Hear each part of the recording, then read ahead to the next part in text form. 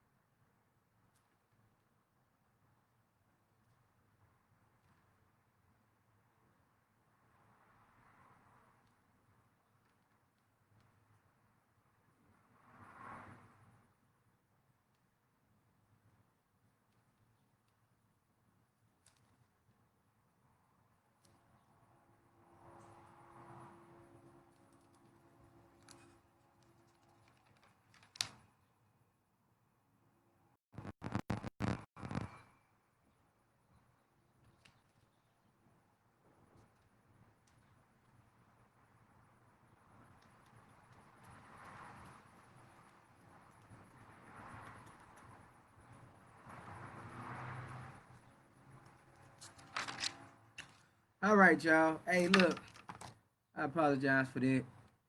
Let's go and send up these prayers. Uh,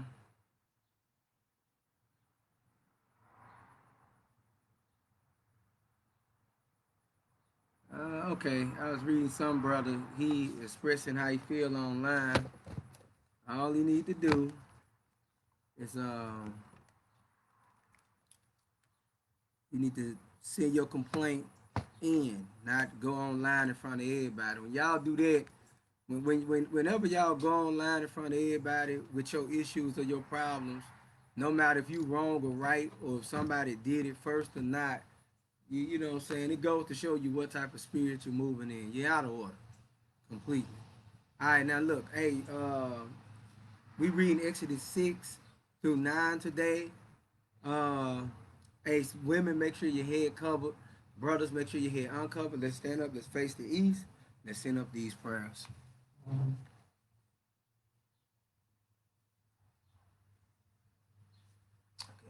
Our Father, who art in heaven, hallowed be thy name. Thy kingdom come. Thy will be done in earth as it is in heaven. Give us this day our daily bread, and forgive us our debts as we forgive our debtors. Lead us not into temptation, but deliver us from evil. For thine is the kingdom and the power and the glory forever. Amen. All right, y'all. Exodus chapter 6 and verse 1. So Exodus chapter 6, um, uh, chapter 1 through 16. I'm gonna summarize it for you. God gonna renew his promise. He gonna give you the we gonna read about the genealogy of Reuben, Simeon, Levi, of whom came Moses and Aaron. So look, let's open up with Exodus chapter 6 and verse 1. It said, Then the Lord said unto Moses, Now shalt thou see what I will do to Pharaoh.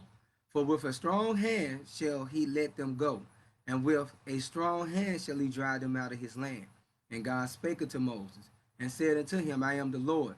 I appeared unto Abraham, unto Isaac, and unto Jacob by the name of God Almighty. But by my name, Jehovah, will I was I not known unto them. So some people say Yahweh, you know what I'm saying? Some people say Jehovah. You can say whichever name you want to say.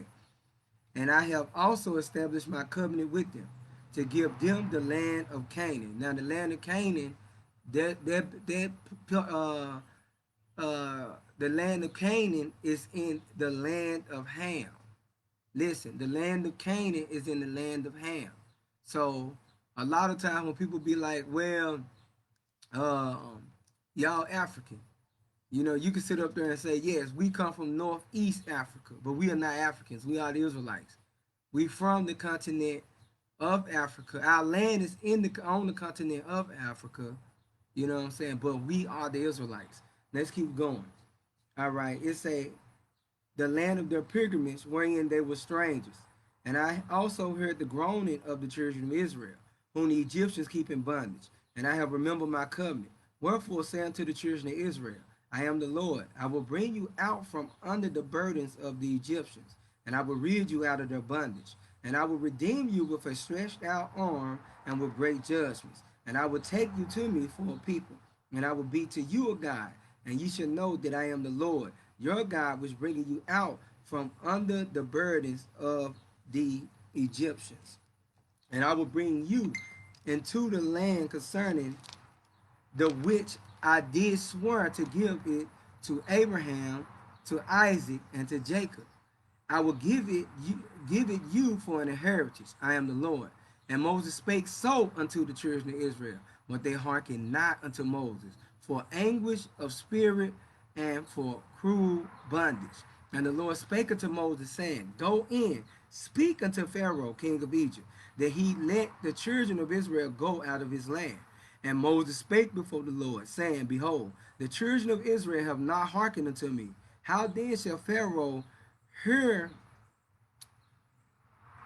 How then shall Pharaoh hear me, whom am of uncircumcised lips?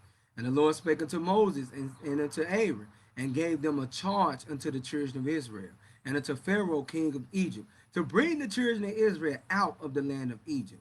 These be the heads of their father's house, the sons of Reuben, the firstborn of Israel, Hanak, and Palu, Hezron, and Carmi. These be the families of Reuben, and the sons of Simeon, Jemiel, and Yamin, and Ohad, and Yakin, and Zohar, and Shaul, the son of the Canaanitish woman. These are the families of Simeon. And these are the names of the sons of Levi, according to their generations, Gershon, and Kahath, and Merari. And the years of the life of Levi were 137 years. The sons of Gershon, Libni, and Shammai, according to their families. And the sons of Kohath, Aram, and Ishar, and Hebron, and Uziel. And the years of the life of Kohath were 133 years.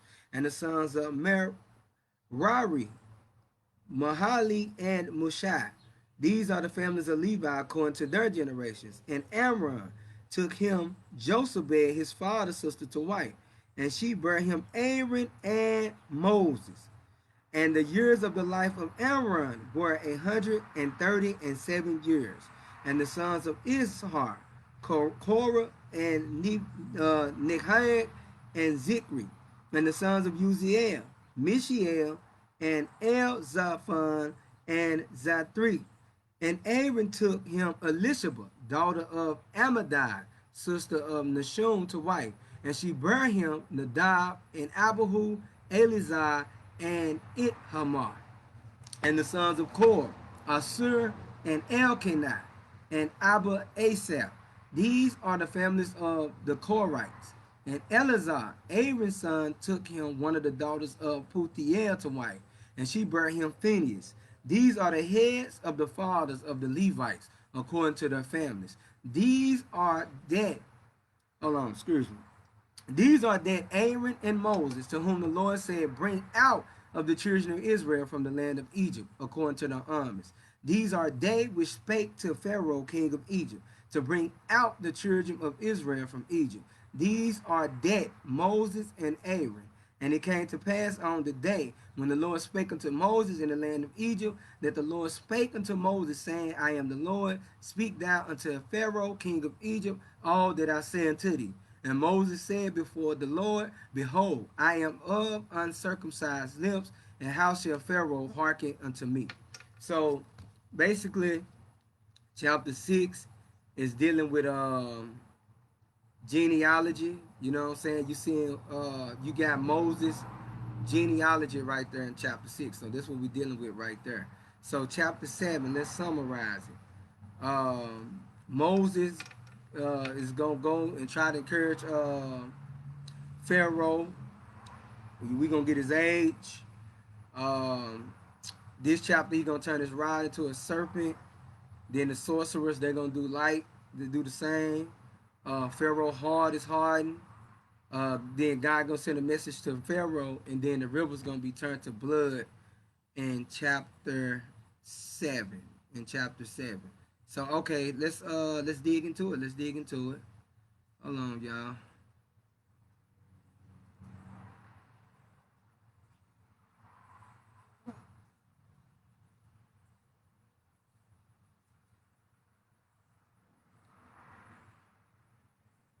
Okay, y'all, give me a minute, man. I apologize. Okay, I'm out here. It's hot out here. All right, let's make it happen. Let's make it happen. Okay, chapter 7, verse 1. And the Lord said unto Moses, see, I have made thee a God to Pharaoh. You hear that? Hey, see, that's what I'm gonna tell y'all too, man. Hey, don't move in that spirit of speaking against your leadership for real. Listen to what he said. Listen to what the Lord said to Moses. And the Lord said unto Moses, see, I have made thee a God to Pharaoh, and Aaron thy brother shall be thy prophet. See, Moses was like God, and Aaron was the mouthpiece. Because remember, Moses kept saying he had uncircumcised lips. Thou shalt speak all that I command thee, and Aaron thy brother shall speak unto Pharaoh, that he send the children of Israel out of his land. And I will harden Pharaoh's heart, and multiply my signs and my wonders in the land of Egypt. But Pharaoh shall not hearken unto you, that I may lay my hand upon Egypt, and bring forth my armies, and my people the children of Israel out of the land of Egypt by great judgments. And the Egyptians shall know that I am the Lord, which when I stretch forth my hand upon Egypt, and bring out the children of Israel from among them. And Moses and Aaron did as the Lord commanded them. So did they. And Moses was fourscore years old, and Aaron fourscore and 3 years old, when they spake unto Pharaoh. And the Lord spake unto Moses and unto Aaron, saying, when Pharaoh shall speak unto you, saying, show a miracle for you, then thou shalt say unto Aaron, take thy rod and cast it before Pharaoh, and it shall become a serpent. And Moses and Aaron went in unto Pharaoh, and they did so as the Lord had commanded. And Aaron cast down his rod before Pharaoh and before his servant, and it became a serpent. A lot of people don't understand, like Moses was telling Aaron what to do, and it was Aaron with the rod that turned into a serpent. A lot of people they still don't understand that to this day, and the reason why they don't read the Bible. Even your Christian church will tell you that it was Moses that had the rod, but it's actually Aaron. Okay, let's keep going. Verse 11. Then Pharaoh also called the wise men and the sorcerers. Now the musicians of Egypt, they also did in like manner with their enchantments. For they cast down every man his rod, and they became serpents. But Aaron's rod swallowed up their rods, and he hardened Pharaoh's heart, that he hearkened not unto them, as the Lord hath said. And the Lord said unto Moses, Pharaoh's heart is hardened. He refused to let the people go. Get thee unto Pharaoh in the morning. Lo, he goeth out unto the water, and thou shalt stand by the river's brink. Against thee come, and the rod which was turned to a serpent shalt thou take in thy hand, and thou shalt say unto him, the Lord God of the Hebrews hath sent me unto thee, saying, let my people go, that they may serve me in the wilderness. And behold, hitherto thou wouldest not hear. Thus said the Lord, in this thou shalt know that I am the Lord. Behold, I will smite with the rod that is in my hand upon the waters which are in the river, and they shall be turned to blood. And the fish that is in the river shall die, and the river shall stink, and the Egyptians shall lope to drink of the water. And the Lord spake unto Moses, saying to Aaron, Take thy rod and stretch out thy hand upon the waters of Egypt, upon the streams, upon the rivers, and upon their ponds, and upon all their pools of water, that they may become blood, and that there may be blood throughout all the land of Egypt, both in vessels of wood and vessels of stone. And Moses and Aaron did so as the Lord commanded. And he lifted up the rod and smote the waters that were in the river, in the sight of Pharaoh, in the sight of his servants, and all the waters that were in the river were turned into blood. So this first plague, the Most High wanted to mock Sobek, the god of the rivers. He was mocking Sobek, the god of the rivers. You know what I'm saying? So that's why he turned the waters into blood. Let's read on. And the fish that was in the river died, and the river stank, and the Egyptians could not drink of the water of the river. And there was blood throughout all the land of Egypt. And the magicians of Egypt did so with their enchantments. And Pharaoh's heart was hardened. Neither did he hearken unto them, as the Lord had said. And Pharaoh turned and went into his house. Neither did he set his heart to this also. And all the Egyptians digged around the river for water to drink, for they could not drink of the water of the river. And 7 days were fulfilled after that the Lord had smitten the river. So the Lord was mocking Sobek, the god of the rivers. Now look, let's go to Exodus chapter 8. So this chapter, this when they're going to send out the frogs. Pharaoh going to be pissed at Moses. Moses going to pray to God to take him away. The dust is going to be turned into lights, which Pharaoh magicians, they're going to try to do it, but they ain't going to be able to do it. Then a swarm of flies going to come through, and then Pharaoh is going to be inclined to let the people go, but then the Most High going to harden his heart again. Okay, Exodus chapter 8 and verse 1. And the Lord spake unto Moses, go unto Pharaoh, and say unto him, thus saith the Lord, let my people go, that they may serve me. And if thou refuse to let them go, behold, I will smite all thy borders with frogs, and the river shall bring forth frogs abundantly, which shall go up and come into thine house, and into thy bedchamber, and upon thy bed, and into the house of thy servants, and upon thy people, and into thine ovens, and into thy kneading troughs. And the frogs shall come up both on thee, and upon thy people, and upon all thy servants. And the Lord spake unto Moses, say unto Aaron, stretch forth thy hand with thy rod over the streams, over the rivers, and over the ponds, and cause frogs to come upon the land of Egypt.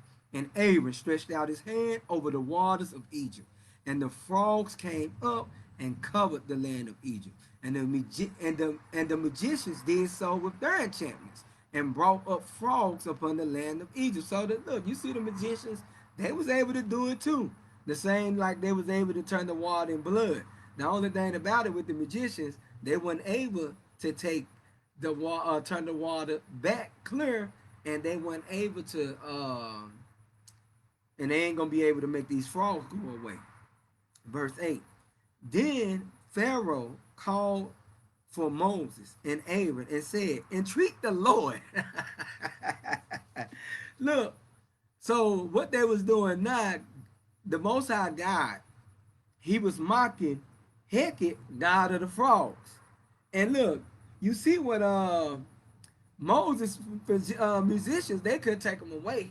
So now Pharaoh said, look, you need to go to the Lord for me. He said, you need to go to the Lord for me. So look, let's read it again. Then Pharaoh called for Moses and Aaron and said, entreat the Lord, that he may take away the frogs from me and from my people, and I will let the people go, that they may do sacrifice unto the Lord. So why come Pharaoh then call on the god of frogs, Heket? And see, this is why you got a lot of Egyptologists trying to say that, oh no, this never happened. Because if they was to say that it happened, then that means that those Egyptian idols that they claim to be living, or to claim to be gods and goddesses, that means that they that our God is powerful than those idols. You know what I'm saying? And that'll mean that they don't exist neither. So let's read on. Verse 9.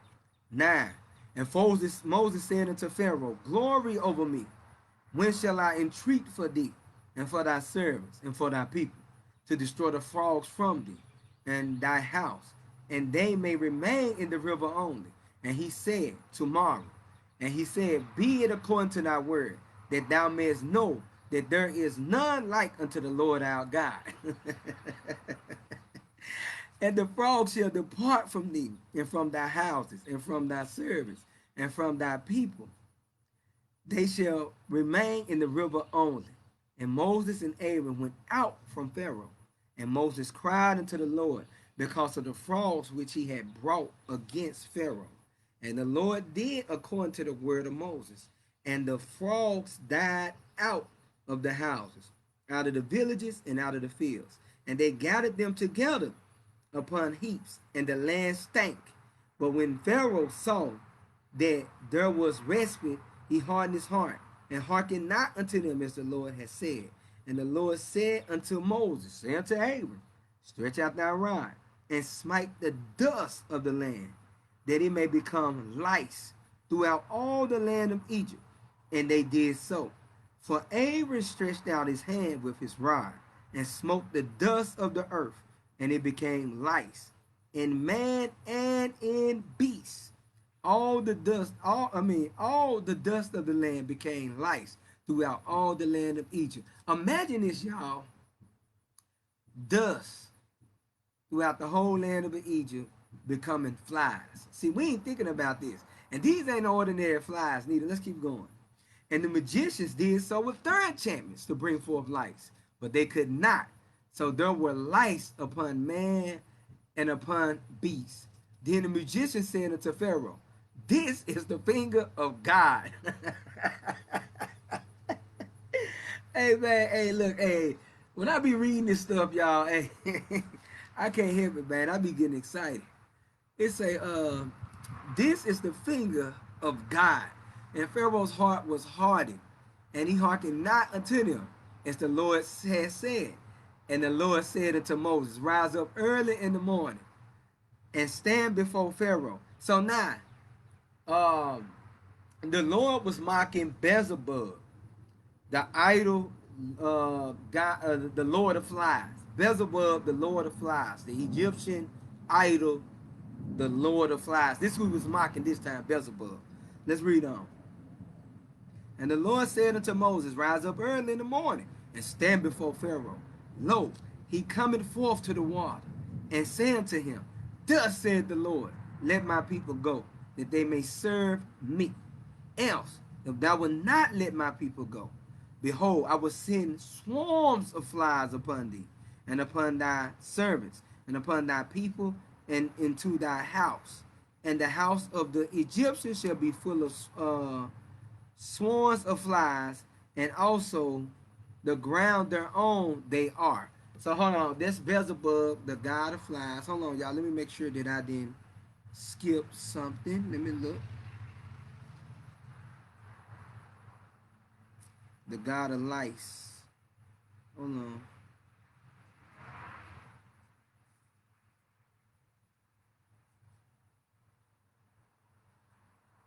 Okay, yeah, that's right. It's all Beelzebub, cause he the god of flies and uncleanness. The god of flies and uncleanness. Yep, Beelzebub, the god of flies and uncleanness. So now let's keep going. Verse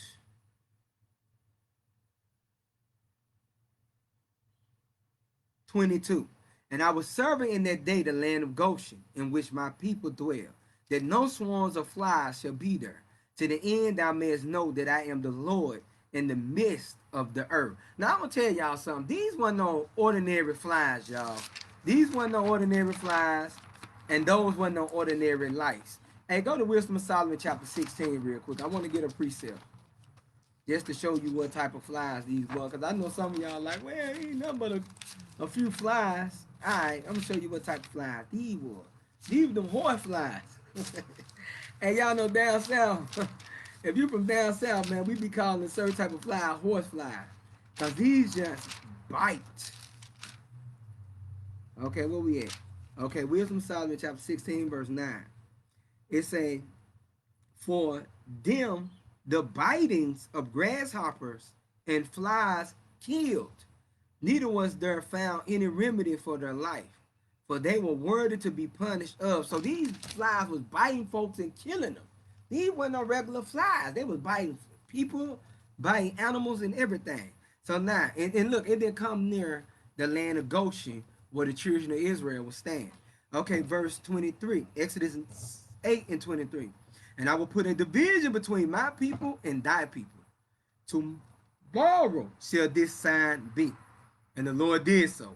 And there came a grievous swarm of flies into the house of Pharaoh, and into his servant's house, and into all the land of Egypt. The land was corrupted by reason of the swarm of flies. And Pharaoh called for Moses and Aaron and said, go ye, sacrifice to your God in the land. In the land. And Moses said, it is not meet so to do, for we shall sacrifice the abomination of the Egyptians to the Lord our God. Lo, shall we sacrifice the abomination of the Egyptians before their eyes, and will they not stone us? We will go 3 days' journey into the wilderness, and sacrifice to the Lord our God as he have commanded us. And Pharaoh said, I will let you go, that you may sacrifice to the Lord your God in the wilderness. Only you shall not go very far away. Entreat for me. And Moses said, behold, I go out from thee, and I will entreat the Lord that the swarms of flies may depart from Pharaoh, from his servants, and from his people tomorrow. But let not Pharaoh deal deceitfully anymore, in not letting the people go to sacrifice to the Lord. And Moses went out from Pharaoh and entreated the Lord. And the Lord did according to the word of Moses. And he removed the swarms of flies from Pharaoh, from his servants, and from his people. There remained not one. And Pharaoh hardened his heart at this time also. Neither will he let the people go. Hey, Pharaoh, these damn dirty Africans, some damn liars. Okay, y'all. So now we about to deal with Exodus 9. The Lord finna kill a beast, they cattle. He gonna send the plagues of boils upon them. He gonna send hail to them, the plague of hail. Pharaoh gonna go to Moses again and act like he gonna let the people go, but yet he gonna harden his heart once again. So look, let's dig into it. Exodus chapter 9.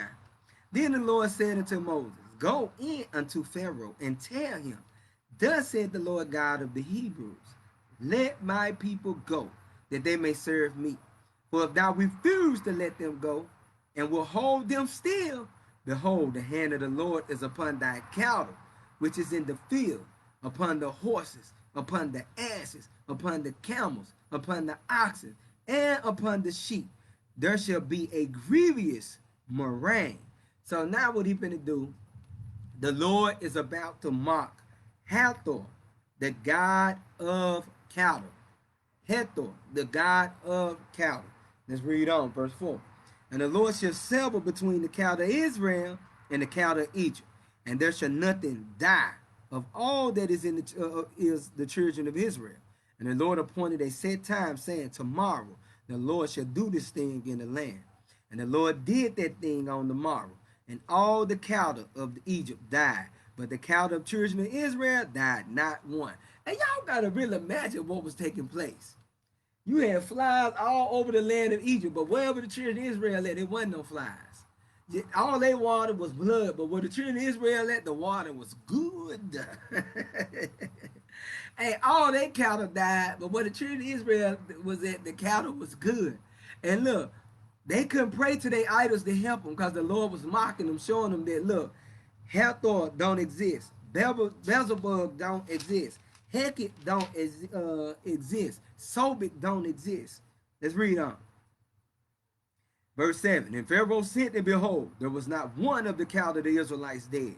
And the heart of Pharaoh was hard, and he did not let the people go. And the Lord said unto Moses and unto Aaron, take to you handfuls of ashes of the furnace, And let Moses sprinkle it towards the heaven in the sight of Pharaoh.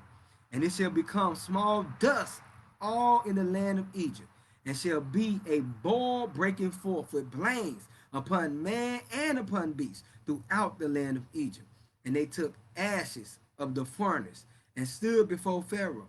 And Moses sprinkled it towards heaven, and it became a boil breaking forth with blains upon man and upon beasts. And the magicians could not stand before Moses because of the boils, for the boils was upon the magicians and upon all the Egyptians.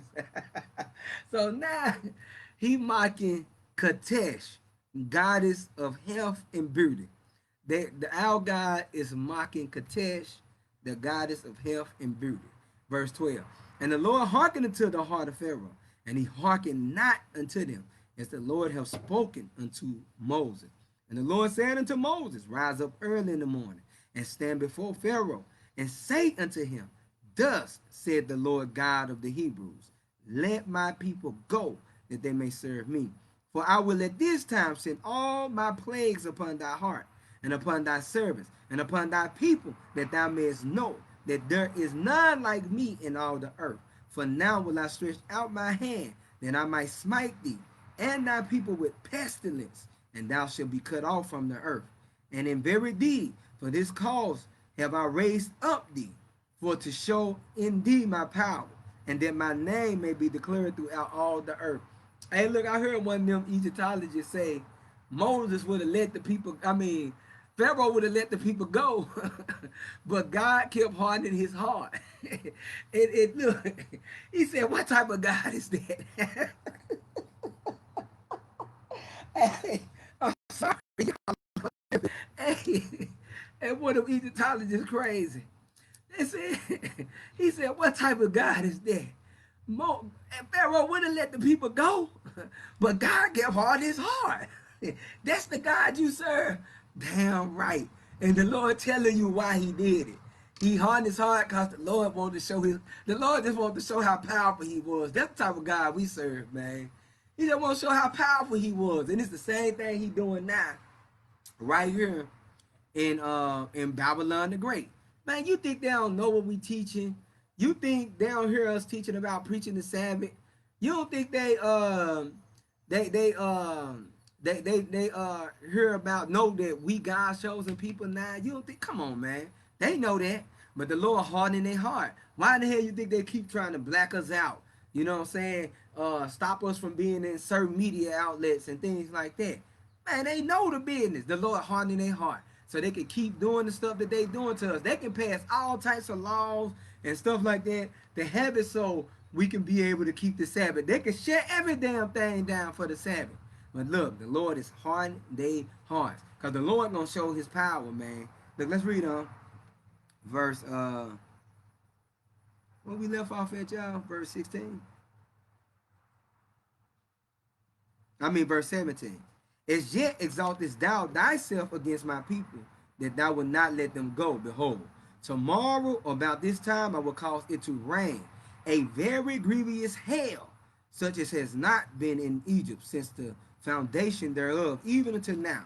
Send therefore now and gather thy cattle, and all that thou hast in the field. For upon every man and beast which shall be found in the field, and shall not be brought home, the hail shall come down upon them, and they shall die. So now the Lord about to bring hailstorms through this thing. He that feared the word of the Lord amongst the servants of Pharaoh made his servants and his cattle flee into the houses. So now they start to fear God. Because look, he said, look, all they servants and they cattle, they went to their houses. Because he said, look, if you caught in the flint field, that's your ass. Now they start to, what's the word? They start to recognize the God of heaven and earth, the God of the Israelites.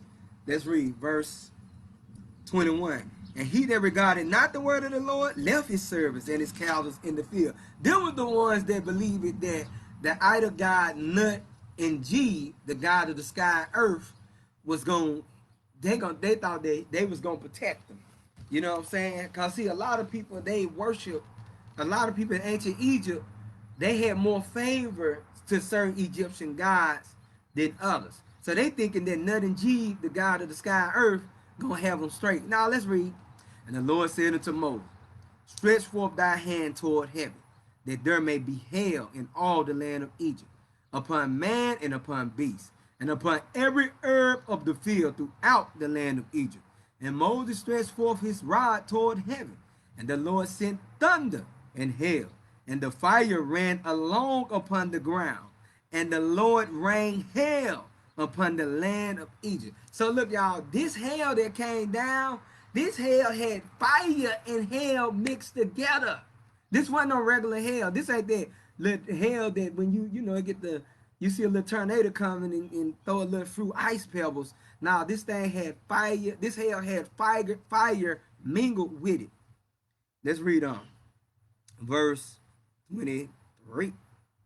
So there was hail and fire mingled with the hail, very grievous, such as there was none like it in all the land of Egypt, since it became a nation. And the hail smote throughout all the land of Egypt, all that was in the field, both man and beast. And the hail smote every herb of the field and brake every tree of the field. Only in the land of Goshen, where the children of Israel were, was there no hail.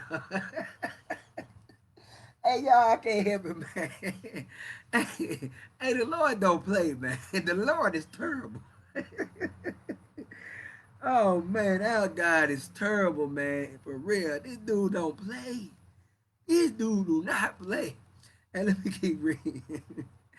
And Pharaoh sent and called for Moses and Aaron and said unto them, I have sinned this time.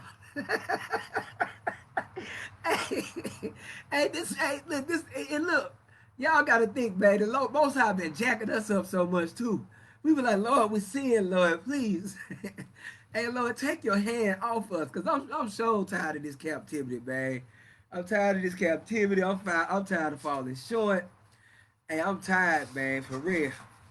Look, you got Pharaoh, and look what he say. Let's read that again. And Pharaoh sent and called for Moses and Aaron and said unto them, I have sinned this time. So you mean to tell me, nigga, you didn't sin all the other times? This the only time you sin? Let's read.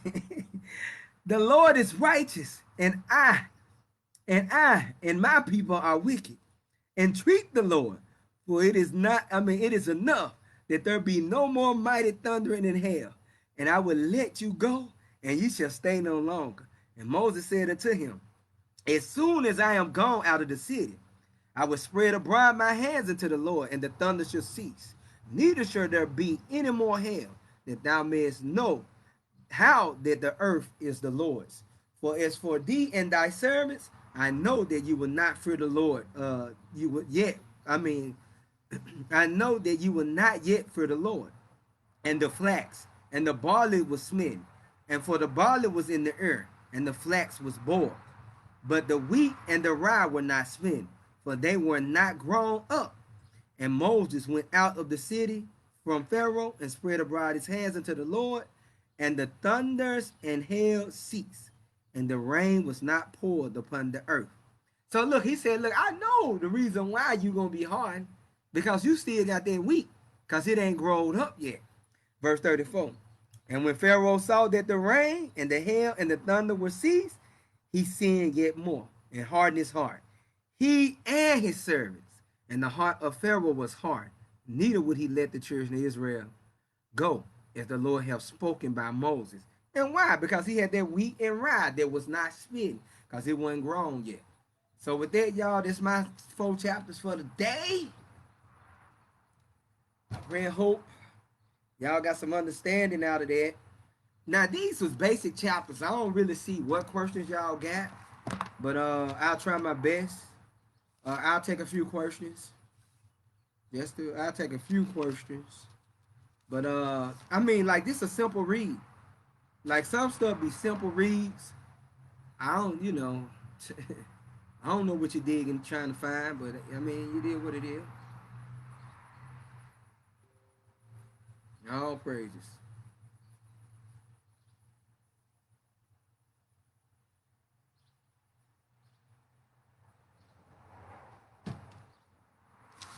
So the first plague, the Lord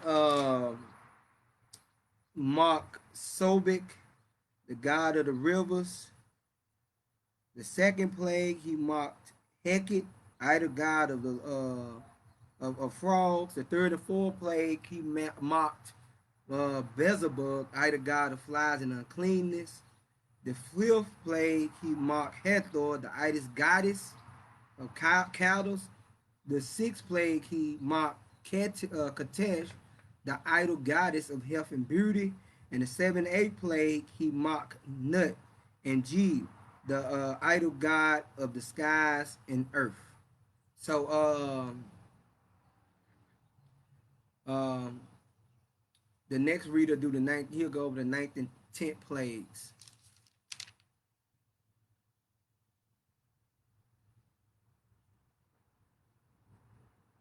Hey, all praise to the Most High. Momax, you need to call her and tell her that. Text her that, Momax. Most High Christ bless. All praises, sis.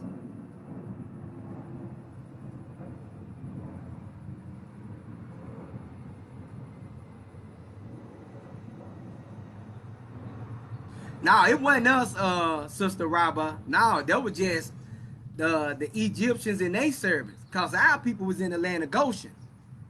Now, I hope none of our people wasn't in the field.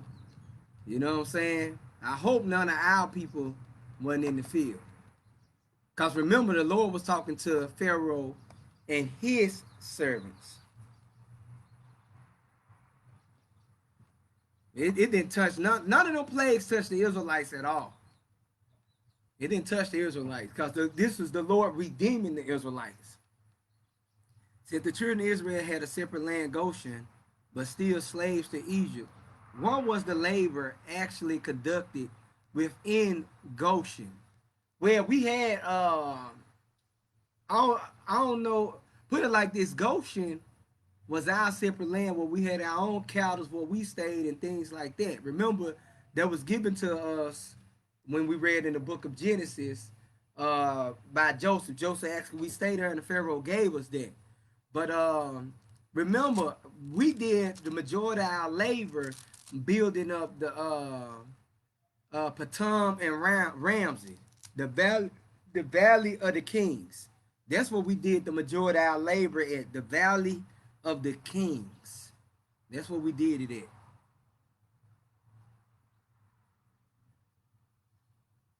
All praises. What was the pagan god in chapter 9? It was three of them. I think it was three of them, right? You had the 7 and 8 plague. The fifth plague was Hathor, the idol goddess of cattle.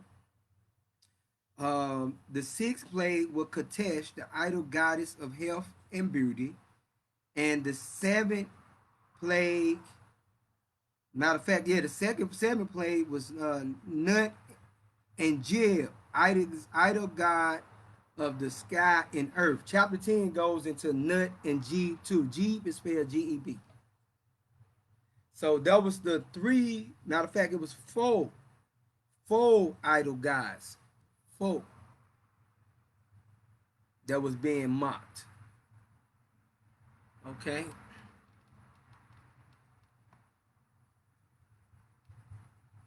Yes, sir, Clark. That's what he did. He hardened his heart just so he could show his power. I'm telling you, man, the Lord is terrible. Hey, man, nah, but I be loving reading this stuff, man, for real. Nah, I love reading this stuff. I'm telling you. Hey, the Lord don't play. So, hey, I'm telling you, like anybody, like, y'all know, man, look, if anybody was around during them understand prophecy days when I used to teach every day, y'all know, man, when I get into it, hey, I'm into it. Oh, what happened?